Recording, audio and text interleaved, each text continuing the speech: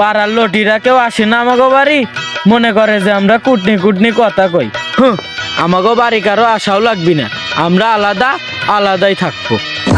এই লুঙ্গিটা আমার জামার ছিঁড়ে গেছে, লুঙ্গিটা সেলাই করি। ও বউ ঘরে আসাও না লো? এতদিন পরে আমার কথা মনে পড়ছে। তো করে তো আসার খোঁজ খবরই থাকে না, সবসময় তোরা নাকি ব্যস্ত থাইস। এদিকে আল্লাহ আল্লাহ ঘরের মধ্যে থাই, তোরা আসলি পরে একটু গল্প টল্প করলে ভালো লাগে। তা এতদিন পরে আমার কথা মনে পড়লো, কি হয়েছে? আরে বউ, বাড়ি হলো কাজ কামের জন্য এজন্য আসবেন না, আজকে একটু সময় পেলাম এজন্য আসলাম তো গোপাল। তুই এত কথা কইস কে?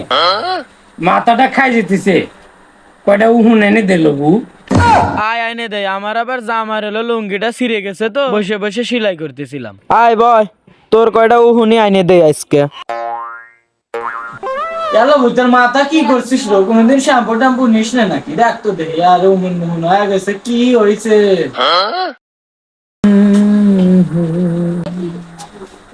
কি গান করিস কি তুই?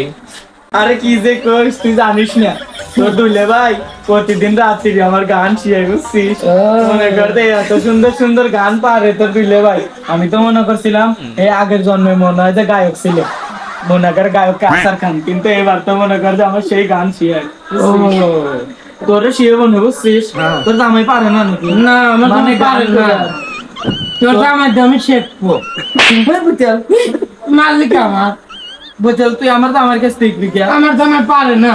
তোর জামাই পারে না, তোর জামাই মারা দিগা। আমি তো শিখবো না, আমার জামাইয়ের কাছ থেকে শিখা লাগবে না, আমি ভালো করি। ও আচ্ছা, তুই শিখে দিস। আবার উহুন এনে দেবে। তোদের মাথা খালি লারা, মাথার মধ্যে ইয়েতে হুনা না।